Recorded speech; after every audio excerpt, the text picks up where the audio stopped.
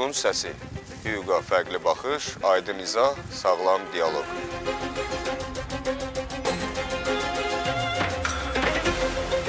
Hər kəs üçün başa düşülən hüquq, hər kəs üçün vacib mövzular.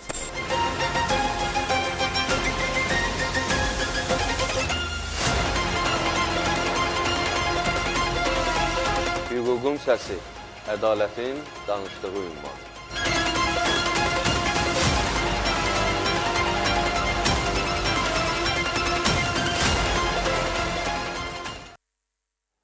Dəyərli izləyicilər, hər birinizi salamlayıram. Efirdə Hüququn Səsi proqramıdır. Burada emosiyalar yox, qanun danışır.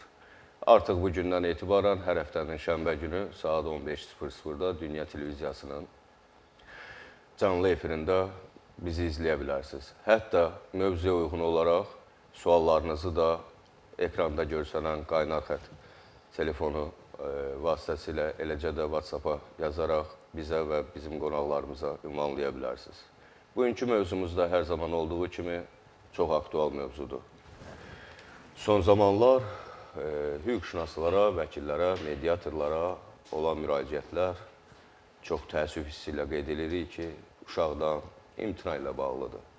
Bəzən valideynlər hətta 18 yaşına çatmamış az yaşlı övladlarından imtina etmək istəyirlər. Məhz bugün bunu müzakirə edəcəyik. Qonaqlarımız Azərbaycan Respublikası Vəkillər Kollegiyasının üzvü Saadət xanım Vəliyeva, eyni zamanda hüquqşünas, mediator, Sumqayıt Mediasiya Təşkilatının üzvü Qabil müəllim Əsgəroğlu. Sizi xoş gördük. Çox sağ olun. Yəqin ki, siz də mənimlə razılaşarsınız. Öz təcrübənizdə bu kimi müraciətlər sizlərə də olur. İlk növbədə icazə versəz, mən sualı Saadət xanıma ünvanlayacağım. Saadət xanım, qanunda uşaqdan imtina mümkündürmü? Zahir müəllim, ilk öncə dəvətiniz üçün təşəkkür edirəm. Yəni, belə maarifləndirici verilişlər efirlərimizdə görmək hər birimiz üçün xoşdur. Yəni, hamımız hüquqlarımızı bilmirik. Sizin sayənizdə vətəndaşlarımız hüquqi maarifləndirilir. İlk öncə uşaq kim sayılır, onun tərifini vermək istəyirəm qanunvericilikdə. 18 yaşına çatmayan və tam fəaliyyət qabiliyyəti əldə etməyən şəxs uşaq sayılır. Uşağın hüquqlarını birinci qeyd eləmək istəyirəm. Uşaqların hüquqları nədir? Uşaqların hüquqları ailəsi ilə birlikdə yaşamaq, onların qayğısından istifadə etmək, onlara tərbiyə verilməsi və s. kimi hüquqları var. Bəs valideynin və uşaqların hüquqları ilk öncə uşağın mənşəyinin müəyyən olunmasına istinad edir. Uşağın mənşəyi necə müəyyən olunur və valideynlər kimlər sayılır? Bu barədə də qanunvericilikdə necə qeyd olunur, qısa məlumat vermək istəyirəm. Əgər məsələn uşağın anasının mənşəyi belə müəyyən olunur. Doğum müəssisəsində doğulduqda, doğum müəssisəsindən verilən tibbi sənəd əsasında, müəssisədən kənar doğulduqda doğuma kömək etmiş tibb işçisinin verdiyi sənəd əsasında. Bunlar olmadıqda məhkəmə qaydasında şahid ifadələri və sair digər sənədlər əsasında. Uşağın atasının mənşəyi isə əgər nigahdadılarsa, nigah sənədi əsasında, nigaha xitam verilmişdirsə, nigah etibarsız hesab edilmişdirsə və ya uşağın atası ölmüşdürsə, yəni vəfat etmişdirsə, 300 gün ərzində doğulduqda həmin qadının əri uşağın atası sayılır. Günümüzdə bilirik ki, yəni ailə mübahisələri çox aktualdır və çox təəssüf ilə qeyd edirəm ki, həddindən artıq çoxdur. Statistikaya baxsaq demək olar ki, dəhşətli dərəcədədir və təbii ki, ailələr dağılanda bizdə də ki, özünüz bildiyiniz kimi ailə planlanması olmadığı üçün ümumiyyətlə ailə quran kimi cütlüklərin ilk fikri, məqsədi nə olur? Uşaq dünyaya gətirsin. Ümumiyyətlə, özlərinə vaxt vermədən, zaman vermədən ki, bu ailə uzun müddətli olacaqmı, olmayacaqmı, bunların birgə yaşamağı mümkündürmü, mümkün deyilmi? İlk öncə məqsədləri uşaq dünyaya gətirməkdir. Hətta bilirsiniz ki, biraz uşağın gecikməsi olan kimi ailə baskısı, cəmiyyət, sosial baskılar meydana gəlir ki, niyə övladınız yoxdur, niyə uşağınız yoxdur? Mən ilk öncə tövsiyə eləyərdim ki, yəni gənc ailələrdən bir müddət özlərinə vaxt versinlər. Çünki yekunda ailə dağılanda burada yeganə zərər çəkən mən hesab edirəm ki, uşaq olur. İstər maddi cəhətdən, istər psixoloji cəhətdən, istər hüquqi cəhətdən əziyyət çəkirlər. Və sizin qeyd elədiyiniz suala gəldikdə isə çox təəssüf sizinlə qeyd eləyirəm ki, nikahı pozulan, demək olar ki, bizdə qanunvericilikdə adətən uşaq anada qaldığı üçün aliment öhdəliyi kişinin üzərinə qoyduğu üçün təbii ki, bu suallar daha çox tez-tez kişilər tərəfindən verilir ki, mən uşaqdan imtina edə bilərəm. Sual verdikdə, məsələn, mənim şəxsi təcrübəmdə də olub ki, bunun səbəbi nədir? Yəni, dolayısı bəhanələr gətirirlər. Saatlarla danışırlar, bəhanələri belə oldu, elə oldu. Amma yekunda axır ki, o belə deyək də, Mustafaları gəlib çatanda bilirsən ki, bəli, aliment ödəməmək üçün bu yola əl atmaq istəyirlər. Konkret sualınıza cavab vermək istəyirəm ki, uşaqdan imtina deyə qanunvericilikdə bir hal yoxdur. Sadəcə valideynin hüquq və vəzifələrinə uşaq 18 yaşına çatdıqda xitam verilir.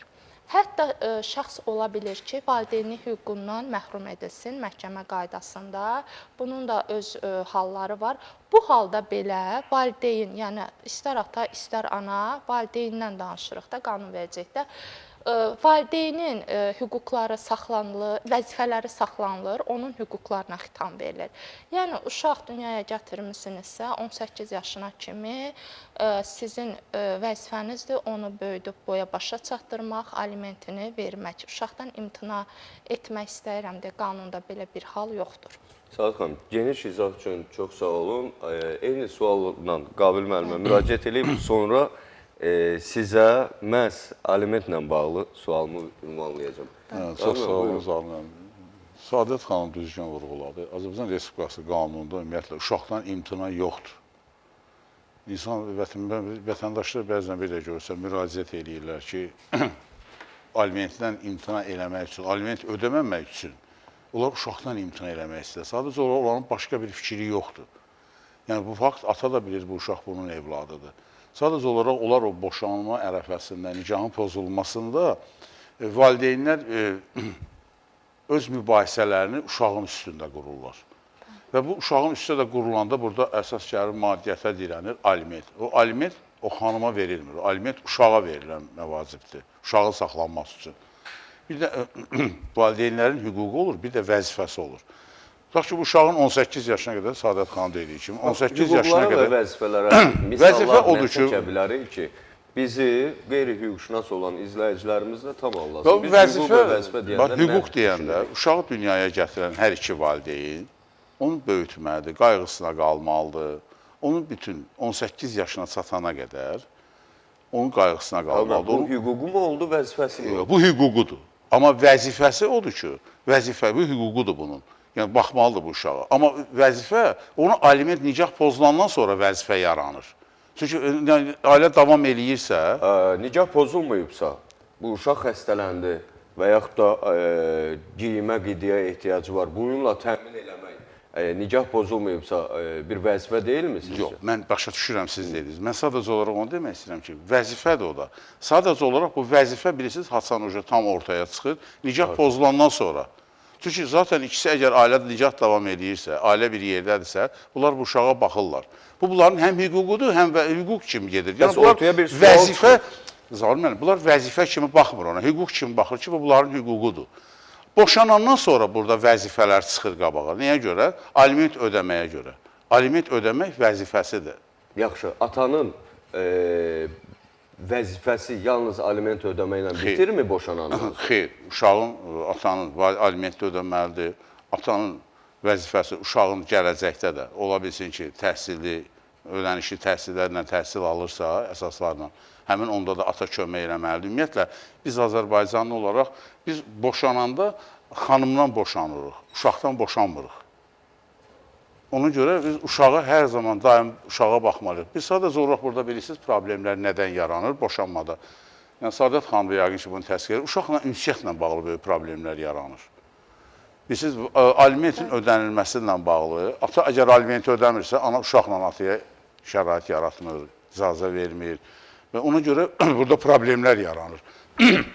Amma əsas odur ki, uşağa aliment ödəmək atanın, istər ananın vəzifəsidir. Təbii ki, Azərbaycan Respublikası Ailə Məcəlləsində də qeyd olunur ki, uşaqdan ayrı yaşayan valideyn uşağın saxlanması üçün aliment ödəməyə borcludur. Fərq eləməz həmin valideyn qadındırmı, kişidirmi, yəni atadırmı, ya anadırmı? Əlbəttə, buyurun. Deməli, siz qeyd elədiniz ki, hüquq və vəzifələri nədir valideynin? Hüquq valideynə verilən səlahiyyətdir, imkandır. Yəni, bundan bəzən istifadə edə də bilirlər, etməyə də bilirlər. Amma vəzifə... Misal üçün, bizim evlənmə hüququmuz kimi, biz nicah hüququmuzdan, konstitusiyon hüququmuzdur, o hüquqdan istifadə edə də bilərik, etməyə də bilərik. Uşaqla bir yerdə yaşamaq, onun yaşayış yerini təyin etmək, onun təhsilində, inkişafında iştirak etmək. Yəni, çox təəssüf sizinlə qeyd edirəm ki, hər valideyn bu dəqiqə hüquqlarından istifadə etmir. Heç Qabil müəllim qeyd elədiyi kimi, boşanandan sonra heç bəzən uşağını illərlə görməyən valideynlər var, tərəflər var. Yəni, bu hüquqdur. Burada məcburiyyət yoxdur hüquqda. Amma vəzifələr isə məcburi öhdəliklərdir. Məsələn, alimentini vermək, onun qayğısına qalmaq, onun ilk təhsil almağında iştirak etmək və bu kimi vəzifələrdən boyun qaçırmaq olmur, çünki o hüquqla tənzimlənir. Amma haradasa hüquqlarından boyun qaçıran valideynlər var. Bəli, bəs bayaq mən ona görə öz istimzalımdan dedim ki, ona ki, bilirsiniz, bu hüquqla vəzifə, yəni nicah pozulandan sonra bunlar ayrılır. Amma ailə davam edirsə, nicah davam edirsə, bu hüquq vəzifə eynidir. Qadınım, siz bax bayaqdan, çox üzr istəyirəm, siz də Saadət xanım da yalnız nicah pozulandan sonra hüquq və vəzifədən danışırsınız. Bəs nicahdan kənar, çox təəssüf hissi ilə qeyd edirəm, bu və ya digər səbəbdən bu ola bilir ki, el adəti ilə, toyla, davulla, zurna ilə, elçiliklə, bilmirəm, xına yaxtı ilə ailə qururlar, amma nicahı hansısa səbəbdən rəsmiləşdirmirlər. Bir də olur ki, biz buna öz aramızda deyirik, qeyri-qanuni nicah ki, faktiki nicah. Faktiki nicahı, vətəndaş nicahı da deyilir buna. Bir də olur ki, adam rəsmi olaraq evlidir, amma ikinci qeyri-rəsmi, faktiki vətəndaş nicahından da övladı var. Bu halda hüquq və vəzifələr necə olur? Bu halda hüquq və vəzifələr yaranmırmı, yoxsa daha fərqli? Bu halda da yaranır hüquq və vəzifələr hansı halda? Əgər o uşağa baxmaqdan imtina eləyirsə həmin adam, onda qanunla, məhkəmə qaydasında həmin vəzifələr atanın və yaxud da ananın boynuna qoyulur olur. Əgər yox, hər şey normaldırsa, yəni ailə davam eləyirsə, yəni tutaq ki, faktiki də ola bilər, qeyri-qanuni da. Əgər o uşağın bütün tələbatını, atalığını, bütün uşağın yaşayışda hər bir şəraiti yaradırsa, onda da heç bir problem yaşanmır. Amma bu günlər gəlin biz baxaq ki, yəni elə bir adamlar çoxdurmu? Əsas odur ki, bu günləri o qeyri-qanuni nicahdan danışdı, vətəndaş nicahından. Orada o problem yaranır ki, sonra atalığın müəyyən olunmasına bağlı məhkəmələrdə mübahisələr yaranır. Amma vətən var ki, nicahı rəsmi nicahda deyirlər, vətəndaş nicahındadır. Onlar sərbəst şəkildə ata öz atalığını təsdiq eləyir. Yəni, uşağa öz ad familiya soyadını verir. Amma eləsə var ki, verməyəndə orada problem yaranır. O işlər məhkəmələrə gedir. O illər, aylar çəkir ki, o uşaq o mübahisənin həll olunması üçün. Bugün cəmiyyətdə hüquqda mif kimi olan bir çox, belə deyək də, mif fikirlər var.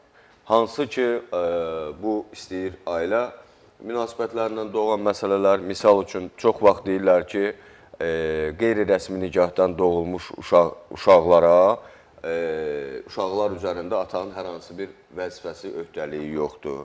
Və yaxud da bəzən qeyri-rəsmi nicahdan doğulan uşaqların vərəsəlik hüququ yaranmır. Bax, istərdim Saadət xanım, bu barədə də, indi biz üçümüz də hüquqşünasıq, biz bunu bilirik, bizim öz aramızda bunu müzakirə eləməyimiz birimizin bilməməsi demək deyil. Təbii ki, bizim niyyətimiz əvvəldə də siz qeyd etdiyiniz kimi maarifləndirmə niyyətidir. Buyurun. Deməli, Zaur bəy, Qabil mənim qeyd elədi, ümumiyyətlə nicahdan kənar doğulan uşaqda atalıq necə verilir, analığı qeyd elədim ki, doğum müəssisəsinin sənədindən və s. Və yaxud da doğum müəssisəsindən kənar doğulubsa, digər faktlar əsasında. Bəli, bu analığı bildik. Bəs atalıq necə müəyyən olunur? Nicahdan kənar doğulan uşaqlarda bu barədə məlumat vermək istəyirəm. Ya hər iki valideynin birgə ərizəsi ilə, yaxud da Qabil müəllim qeyd etdiyi kimi, bəzən kişilər boyun qaçırırlar, yayınırlar. Bəli, yayınırlar və o halda təbii ki, iddiaçı ana olur və ananın, qadının ərizəsindən məhkəmə qaydasında atalıq faktının müəyyən edilməsi və yaxud da ola bilər ki, ölmüş olsun. Bu halda da digər sübutlarla, məhkəmə qaydasında şahid ifadələri ilə müəyyən olunur. Artıq atalıq faktı müəyyən olundusa, nicahda doğulan uşağın hansı hüquqları varsa, nicahdan kənar doğulan uşağın da həmin hüquqları var. Bu bir mənalıdır. Eyni zamanda da nicahdan doğulan uşaq üzərində hansı vəzifələri var, nicahdan kənar doğulan uşaqlar üzərində də qarşısında da eyni vəzifə və öhdəlikləri var. Artıq burada nicah heç bir rol oynamır. Yəni, eyni hüquq və vəzifələri həm ata, həm uşaq malikdir. Siz qeyd elədiyiniz kimi, adətən biz atalıq faktının müəyyən olunmağı belədir ki, yəni çox vaxt əksər hallarda birinci uşaq körpə olanda alimentə görə müəyyən olunur və dediniz ki, həmin uşaqların aliment almaq hüququ varmı? Bəli, var. Adətən elə atalıq faktı müəyyən olunanda bir iddiada həm də aliment tələbi tələb olunur. Və bəli, həmin atanın borcudur ki, necə ki, nicahda olan uşağına qayğı göstərir, onu saxlamağa borcludur. Eləcə də nicahdan kənar doğulmuş uşağı saxlamaq kimi öhdəliyi var. Vərəsəlik hüququna gəldikdə isə, necə ki, digər nicahdan doğulan uşaqların vərəsəlik hüququ var, həmin atanın əmlakında. Nicahdan kənar doğulan uşaqların da eyni pay qədər hüquqları var. Qanun, biz bilirik ki, siz hüquqşünassınız, peşəkar mediatorsınuz. İstərdim, məhz öz təcrübənizdən bir kazus üzərində danışasınız. Varmı sizə bu cür müraciətlər ki, mövzuya qaydaraq deyirəm, mən uşağımdan imtina etmək istəyirəm. Müraciət olunur. Məhz atalar tərəfindən. Bəli, müraciət olunur ki, uşağımdan imtina eləmək istəyirəm. Soruşursan ki, səbəb nədir? Bir, uşaq mənim deyil. Biraz söhbət eləyəndən sonra, Sadət xanım yəqin bunu bilir, biraz söhbət eləyəndən sonra bu asır ki, nə lazımdır, bu nədir fikir? Deyir, mən aliment ödəmək istəmirəm, o xanıma pul ödəyim, mən tutulacam, da olacam, amma mən o alimenti ödəməyəcəm. Biz ona izah eləməyə çalışırıq ki, və şükürlər olsun, çox vaxtda buna müvəffəq oluruq. Deyir, izah eləyirik ki, yəni bu xanım üçün vermirsən bu pulu, bu uşağın saxlanması üçündür. Buradan müraciət olunur, çoxdur. Yəni, hamısı ən çoxdur. Biz ona izah eləyirik ki, siz gedin uşaqdan imtina eləyə bilərsiniz. Deyirsiniz, mənim uşağım deyil. O imtina əslində aliment boynunuz, aliment sizin hüquq vəzifəvizdir. Alimenti deyəndən sonra olaraq ki, izah edirsən ki, ola bilərsiniz, uşaqdan imtina eləmək ümumiyyətlə qanun yoxdur. Amma alimentdən imtina mümkün deyil. Çünki o sizin vəzifəvizdir. Uşağın 18 yaşına qədər o alimenti siz ödəməlisiniz. Əks istədi, ödəmədiyiniz halda o aliment sizdə borc kimi göstərilir. Və bu inzibatı və cinayət İnzibatı, bəli, birinci dəfə inzibatı, sonra cinayət məsuliyyətinə səbəb olur. Alimenti ödəməməkdir, yayılır. Sadət xanım, bax, aliment məbləği, bu atalar deyir də, indi biz ola bilər hüquqşünas olaraq, vəkil olaraq, mediator olaraq, peşəkar olaraq, bəlkə doğrudan qulaq ardına vururuq. Bəlkə bu aliment məbləği doğrudan yüksəkdir. Yoxsa nədir səbəb ki, atalar aliment ödəməkdən bu dərəcədə qorxurlar? Zar bəy, yəni hamımız övlad sahibiyik. Allah bütün övladları, uşaqlar saxlasın. Yəni aliment məbləği mən hesab edirəm ki, elə də yüksək deyil. Yəni bu ailə daxilində bu uşağa minimum alimenti ödəmir, yəni alimentin xərcini çəkmirmi? Necə olur ki, nicahda olanda uşağın bütün onda mən belə başa düşürəm ki, o kişilər heç ailə daxilində də uşağın maddi ehtiyaclarını ödəməyib. Əgər aliment məbləğini elə şişirdirlərsə. Bir də bayaq Qabil müəllim qeyd elədi, o uşaqdan imtinaya dair bir halı da qeyd eləmək istəyirəm Zar bəy. Uşaqdan imtina yoxdur, amma bəzi hallarda Qabil müəllimin dediyi kazusa münasibət bildirmək istəyirəm. Deyir ki, uşaq mənim deyil. Bu halda təbii ki, kişinin ola bilər ki, sonradan məlum olub ki, uşaq onun deyil, xəyanətə məruz qalır. Amma belə hallarda həqiqətən ola bilər. Olur, bəli. Yəni, vətəndaşlarımız elə başa düşməsin ki, tamaşaçılarımız, bunun da çıxış yolu yoxdur. Bu artıq ayrı iddiadır. Yəni, əgər sən öz övladından imtina edə bilmərsən, sən həqiqətən əminsən, həqiqətən bioloji övladındırsa ondan imtina edə bilmərsən. Mənim evladım yox, amma evladdan imtina edə bilmərsən. Bəli, amma əgər şəxs da kişilər məsələn əmindirsə, şübhələnirlərsə ki, övlad həqiqətən də onun bioloji övladı deyil, Bu halda atalığa dair mübahisə barədə iddia qaldıra bilərlər məhkəmədə. Mübahisələrimizə olması ilə Bəli, Bəli, yəni yaşayın, bu halda bəli, artıq Analiz, ata DNK qrafasından onun soyadı silinə bilər, aliment öhdəliyindən azad ola bilər.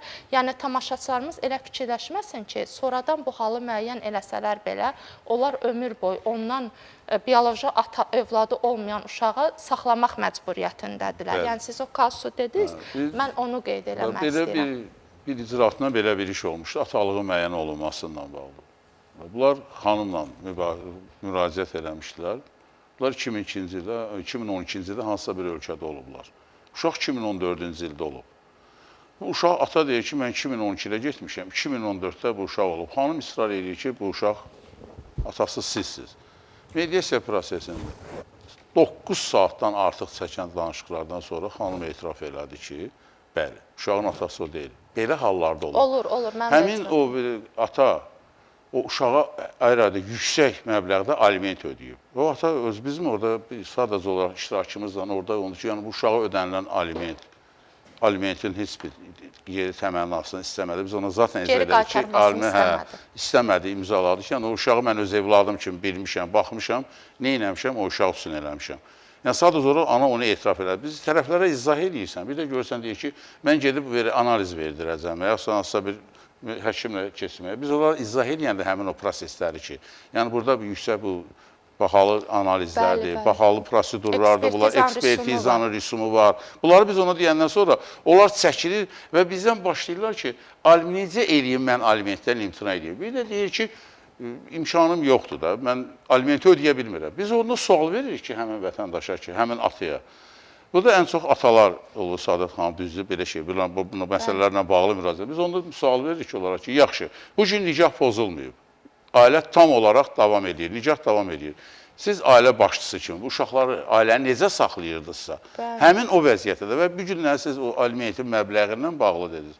Yəni, bir gün Saadət xanım düzgün vururlar ki, hamımız valideynik. Gəlin bu günləri 9, 10, 11-ci sinif şagirdləri üçün əgər hansısa bir repetitor yanına gedən uşağı belə götürsək, o 260 manat pul, neçə müəllim üçün o pulu ödəmək olar? Qalmam, əslində verilişimizin hesab edirəm ki, müzakirə mövzusu deyil, amma bu da bir ayrılmaq hissəsidir. Bəli, qoy vətəndaşlar maariflənsin bilsin. Mütləqdir ki, uşaqlar repetitor yanına getməlidir. Yox, mən onu demək istəməzdim. Sadəcə olaraq əlavə kənar xərcləri deyirəm mən.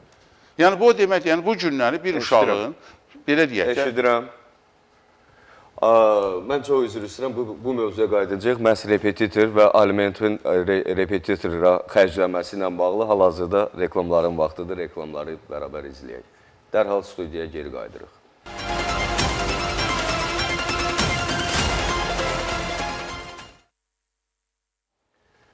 Əziz izləyicilər, efirdə hüququn səsidir. Biz reklamlardan sonra davam edirik.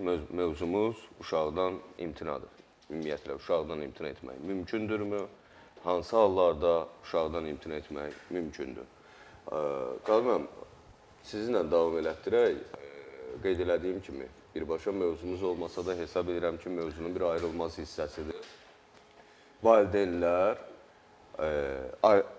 məhkəmə tərəfindən təyin olunmuş aliment məbləğini uşaqların repetitor yanında hazırlığına xərcləyirlər və həmin xərcin aliment məbləğinin çatmadığını iddia edirlər. Ümumiyyətlə, alimentin təyinatı nədir? Aliment uşağın hazırlıq puluna, repetitora, müəllimə xərclənə bilərmi? Azərbaycan Respublikasının qanunlarına 3 yaşına qədər uşaq, bəli, ana işləmir, ana işləyə bilmir deyinə, uşağın saxlanması üçün də əlavə ödəniş edir ata. 3 yaşından sonra valideynlər qarşılıqlı, həm ata, ana işləyib uşaqları saxlamalı. 260 manat atanın, əgər nikah pozulursa, atanın məsuliyyətidir. Yəni, üzərinə düşən məbləğdə ödəməli olan. 260 manatla, o demək deyir ki, ata bunu verirsə, 260 manat çatmır. Ana da burada işləməlidir. Ana da uşağın saxlanması üçün hansısa vəsaiti xərclənməlidir. Düzdür, belə bugünkü günə baxanda, yəni uşağın saxlanması üçün onun yeməyi, giyindirmək, normal qidalandırmaq, əti, balığı, meyvələri, mövsümü, bu uşaqların gələcəyi üçün, gələcək nəsilimiz üçün çox yaxşıdır. Yəni, bu qidalanma olmalıdır ki, o uşaq gələcək nəsil yaxşı olsun, yetişə bilsin. Yəni, belə də baxanda bu günləri 260 manat alimentlə də bugün azdır. Yəni, uşaqlar üçün belə gedir. Ən sadə olaraq bir gündə bir uşağın məktəbə getməsinə 2 manat, 3 manat, 2 manat da bir ailə pul xərcləyir.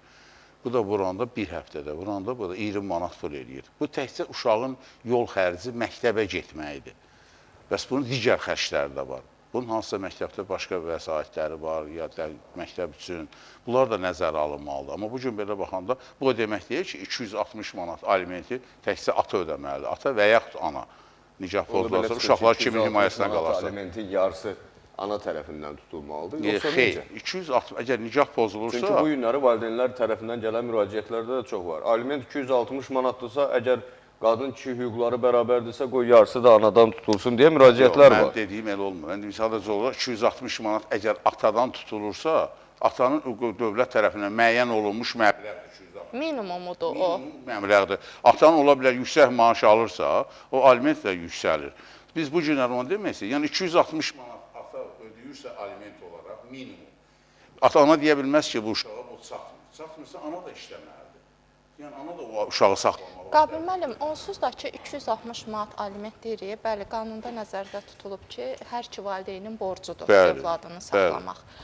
Onsuz da ki, qadın İnanmıram ki, bu 260 manat ayın sonuna qədər o uşağın bütün ehtiyaclarını görür. Onsuz da qadın əlavə pul xərcləyir burada. Bəzən kişilər müraciət edir ki, siz qeyd edən kimi, yox, mən uşağıma verərdim, amma qadına vermirəm. Hələ də bizim kişilərə başa salmaq olmur ki, bu pul uşağın saxlanması üçün verilən puldur. Əgər, yəni bizdə bəzən elə bilirlər ki, sırf alimenti kişi ödəyə bilir. Əgər səni belə narahat eləyirsə, uşağı götür himayənə və qadından aliment al, tək başına bu uşağı ay sonuna qədər saxla. Görək, həmin aliment məbləğinlə sən bu uşağı ayın sonuna qədər saxlaya biləcəksənmi? Və bir də qeyd elədiniz ki, nə dərəcədə düzgündür, yəni uşağın təhsilinə bu pulu xərcləmək. Biz axı verilişin əvvəlində qeyd elədik ki, uşağın hüquqları, uşağın həmçinin təhsil almaq hüququ var, təlim, tərbiyə almaq hüququ var. Yəni təhsil də onun hüquqlarından biridirsə, deməli həmin puldan onun təhsilinə də xərclənməyi normaldır. Yəni uşaq üzr istəyirəm, ancaq uşağın həyatı yeməkdən, içməkdən, yatmaqdan ibarət deyil ki, sosial çevrəsi var, inkişaf eləməlidir, gəzməyə getməlidir və s. kimi. Onda istirahət hüququ var. İstirahət hüququ var, tədbirlərdə iştirak eləməlidir. Yəni ancaq insan sosial varlıqdır. Bunun var olmağı üçün yemək, içmək kifayət deyil. Bütün digər mənəvi başqa tələbatlar da var. Mən hesab eləyirəm ki, yəni ana onu özü bölür və heç də mən çox da gözəl bilirəm ki, bizim Azərbaycan anaları qədər dünyada qayğıkeş analar yoxdur. Yəni biz xarici millətlərə baxırıq. Hətta bir də görürsünüz ki, bizim yanımıza müraciət eləyirlər. Uşağım, keçən dəfə icraatımda bir iş olub, xanımdır, yaşlı, müraciət eləyir, uşağım. Axırda bir işlə bağlı müəyyən olunub. Axırda sual verirəm ki, xanım, mən uşağın neçə yaşı var? Öz aləmimdə fikirləşdim ki, ola bilər gec nicaha girib və s. Məlum oldu ki, uşağının bir 50 yaşı var. Yəni bizim Azərbaycan qadınları o qədər qayğıkeş, o qədər gözəl analardılar ki, yəni bəzən kişilər irad bildirir ki, mən pulu verirəm, gedir salonda özünə xərcləyir. Mən inanmıram ki, hansısa Azərbaycan anası uşağının boğazından kəsib, gedib o pulu uşağına qayğı göstərməyib salonda xərcləyir. Salonda ola bilər xərcləyər öz əlavə qazandığı pulu. Yəni kişilərə bu qədərmi çatmış ki, bizim analar birinci övladını düşünür, ondan sonra digər xərcləri düşünürlər. Sadət xanım üzr istəyirəm, Zalməm, yaxşı bir məqama toxundu. Bir yaxından bir prosesdə deyir ki, uşağım da gəlir, uşağım anasıyam mən. Mən də fikirləşirəm ki, bu uşağın neçə yaşı var? Uşaq gəldi, 44 yaşı var. Deyir ki, anamla gəlmişəm. Deyirəm ki, nicahın pozulub, deyir, hə. Deyirəm, nə üçün müraciət eləmişsən? Deyir, alimentin azaldılmasıyla bağlı. Deyirəm ki, bugün 44 yaşın var, anan, atan sənlə bura gəlirsə, axı sənin o körpələrin də ataya, anaya ehtiyacı var da. Bax, siz də bir atasınız. Səhv xatırlamıramsa, bizim Cəlil Məmmədquluzadənin Saqqallı uşaq əsərini xatırladım. 44 yaşında saqqallı uşaq, hansı ki, öz övladlarının qayğısına qala bilmir, amma özü yaşlı anasından qayğı dilənir, mən deyərəm. Aliment biz bilirik ki, çox geniş mövzudur. İnşallah yaxın növbəti verilişlərimizdə alimentlə bağlı bir ayrıca proqram müzakirə eləyərik, müzakirəyə çıxardarıq. Amma indi qayıtmaq istəyirəm mövzumuza ki, məhz uşaqdan imtina. Tamam, biz müəyyən elədik ki, uşaqdan imtina mümkün deyil. Hətta bu və ya digər səbəbdən valideynlik hüquqlarından məhrum olsan belə vəzifələrin yenə yerində qalır. Bax, bundan danışmaq istəyirəm, Qabil müəllim. Hansı hallarda valideyn hüquqlarından məhrum oluna bilər? Ata Fərq eləmir. Ya ata olsun, ya ana olsun, hansı hallarda o hüquqlardan məhrum oluna bilər? hüquqlardan yoxsa vəzifədən? Yox, vəzifədən məlum məsələdir ki, məhrum oluna bilmirik. Hüquqdan da məhrum olunur, evladlıq. Hüquqlardan, övlad üzərində, bu təhsil müəssisəsində təhsil alma... Atanın, bəli, atanın hüququ var ki, o uşağına gəlir yüksək aliment və yaxud da az olsa, uşağın təhsilindən maraqlansın, hansı məktəbdə oxuyur, uşağın əhatəsi, ətrafından da o ata kimi onun bir maraqlanmaq hüququdur, bəli. Uşağına maraqlanmaq bu demək deyil ki, yəni bu ata bu uşaqla maraqlanırsa, bu ata bu uşağın həmin o qarşısına çıxan maneələri, hansısa bir xərcləri, onlarla da nəzərə almalıdır, alimentdən əlavə də. Yəni bu gün biz Azərbaycanlı olaraq, biz istəyirik ki, evladımız daha yaxşı olsun, daha yaxşı geyinsin, daha yaxşı yesin. Biz yeməklə, biz istəyirik ki, uşaqları hər tərəfli böyüdək. Bu gün əgər kimlərsə düşüb, o uşaqdan imtina eləmək barədə fikirləşirsə ki, hansı yollarlansa uşaqdan imtina eləyib, oradan üzümü tutub bugün həmin o vətəndaşlara deyərdim ki, o yolları axtarmaqdansa evladımızı layiqli böyüdün, Azərbaycan dövlətinə, xalqımıza, millətimizə layiqli evlad kimi böyüdün onu. O yollarına maraqlanın. Uşaqdan imtina ilə bağlı yox. Məcburəm mən aliment mövzusuna qayıtmalı olacağım. Bəs əgər bu ataların dilindən deyirəm bilirsiniz ki, atanın 2 övladı var, amma aylıq əmək haqqısı cəmi 400 manatdır və məhkəmə tərəfindən hər uşağa 260 manat məbləğində pul təyin olunubsa, sizcə burada necə davranmaq lazım? Orada davranmaq deyəndə, yəni bu atanın əgər 200-400 manat maaşıdırsa, yəni ona mən inanmıram ki, 260 manat aliment kəssin. Amma təcrübədə var. Təcrübədə var, ola bilərsə nəyəsə əsaslanıb kəssin. Atanın digər gəlirləri də var. Bəlkə ata rəsmi olaraq 400 manat, amma başqa gəlirləri də var. Qeyri-rəsmi gəlirlər də ola bilər. Burada belə cavab çıxır ortaya ki, əgər sən bilirdinsə ki, sənin cəmi 400 manat məvacibin var və bir uşağı cari il üçün müəyyən olunub ki, bir uşağı saxlamağa görə 260 manat civarında pul lazımdırsa 2026-cı il 1 yanvarda 2 uşağı niyə dünyaya gətirmişdir? Yox, bu sual haqlı olarmı? Bu sual haqlı yerində olan sual deyil. Məncə haqlıdır. Mən yenə də verilişin əvvəlində qeyd etdiyim kimi, ailə planlaması deyə bir şey olmalıdır. Məsələn, mənim təcrübəmdə olur, qadın da 9 uşaq dünyaya gətirib. Halbuki bilir ki, bunun özünün bir təhsili, bir qazanc yeri yoxdur, ərinin elə bir qazanc yeri yoxdur. Və gülməli də olsa, gəlirlər aliment üçün müraciət edirlər. Hətta bunları başa salmağa çalışanda ki, yəni gücün çata biləcək qədər uşaq dünyaya gətirmək lazımdır da. Yəni onda da deyir ki, Allah yetirər. Allah yetirər. Yəni bir az şüurlu düşünmək lazımdır. Biraz uşaqların taleyi ilə oynamamaq lazımdır. Bir də görürsünüz 2-3 uşaqla nikahdan ayrılır, gedir başqa nikaha girir. Yenə də oradan da bir uşaq, bir uşaq da oradan dünyaya gətirir. Mən saxlaya bilmirəm, mənim maddi sıxıntılarım var, imkanım var, mən nə etməliyəm? Yəni, sənin yerinə mən düşünməli deyiləm. Və çox təəssüf ki, belə hallarda əvvəldə danışdığımız kimi adətən heç nikah da rəsmiləşmir. Nikah rəsmiləşdirmədiyi üçün aliment alma hüququ doğmur. Alimenti almaq üçün məhkəməyə müraciət eləməlidir. Sadət xanım dediyinə bir planlaşdırma ilə bağlı, 1-2 uşağı planlaşdırmadan da olur. O söhbət necə gedir? İndi bu günlər biz çox uşaqlı ailələrdən danışırıq. O bir də baxırsınız ki, məsələn, minimum hər insan vətən yaşayış kvadratı var da, hər bir insan üçün. Yəni o ev şəraiti olmayan, bir də görürsən 5, 6, 7 uşaqla və onlar da bu gün gəlir, o 7 uşağın saxla, 260 manat manat. Bu o demək deyil ki, Zaur müəllim, uşağa 260 manat. Təcrübədə imkansız ailələr daha çox uşaq dünyaya gətirir. Nəinki yəni təcrübəmizdə Necə, necə deyərlər, kasıbın var dövləti, övladı. Bəli. Övladıdır. Yəni- Amma yenə deyirəm, o Sadət xanım bayaq dediyi kimi, planlaşdırma yaxşı şeydir. Məsələn, və olmalıdır da. Bəs bizim bu maarifləndirməyimizin bəli, bax, bu nəticəsi günləri biz nədir? necədir? Bu gənclər Mən təzə istəmirəm, mən imtina eləyirəm deyə sən məsuliyyətdən Yayına yayına bilməzsən, bəli. Bəli, hətta valideynlik hüququndan məhrum etmədən danışdıq. Onda belə sənin aliment öhdəliyin qalır. Qalır. Sən bəli, uşağın məsələn xaricə getməsinə maneə törətməyə bilərsən və sair digər hüquqlarını, vəzifələrini itirə bilərsən, amma yenə də sən o uşağı 18 yaşına Hüquqlarını kimi itirə bilərsən, vəzifələr Vəzifələrin Hüquq və olduğu vəzifə kimi deyə qalır. biz belə açıq danışaq ki, bu insanlara biraz başa mən düşən dil də olsun. Bilirsiniz, vəzifə deyəndə bu uşağın saxlanması üçün aliment Məcburi olan öhdəlikdir. məcburi olan Hüquq öhdəlik. isə ona verilən verilən səlahiyyətdir. səlahiyyətdir. Bu fikirləşirlər ki, bunlar ki, mən bundan əl çəkə bilərəm və yaxud da bundan hansısa bir yollarla yayınıb qaça bilərəm. Xeyr, də. bilməyəcəklər. Bəli, bəs Orada Onun gəldiyimiz üzrü- qənaət ondan Yəni, ibarət o ki, mümkün deyil. Onlar fikirləşə bilərlər ki, uşağın 18 yaşı tamam oldu, aliment bitdi. Əgər borc varsa, o ödənilənə Bir də Zahir qədər bəy, bəli, qanunda bir şey də var. Bəlkə indi hüquqşünasların hamısı bilir təbii ki, amma vətəndaşların əksəriyyəti bilmir. Necə ki sən övladını saxlayırsan, yəni mənim məsləhətim nədir?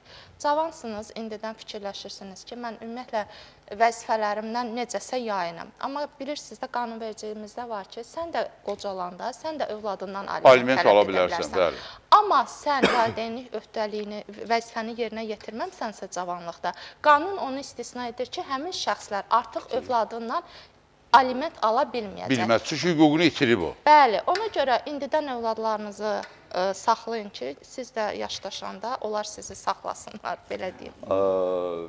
Çox təşəkkür edirəm. Həqiqətən də çox vacib məqamlara toxundunuz. Növbəti verilişlərdə biz alimenti də, uşağı valideynlik hüququndan məhrum olunmanı da, onun doğurduğu nəticələri də, eləcə də ləyaqətsiz vərəsədən xanımla danışacağıq. Əziz, dəyərli tamaşaçılar, efirdə Hüququn Səsi proqramı idi. Burada emosiyalar yox, qanun danışır. Verilişimizin informasiya dəstəyi Ədliyyə Info az saytıdır. Bizi izləməyə davam edin.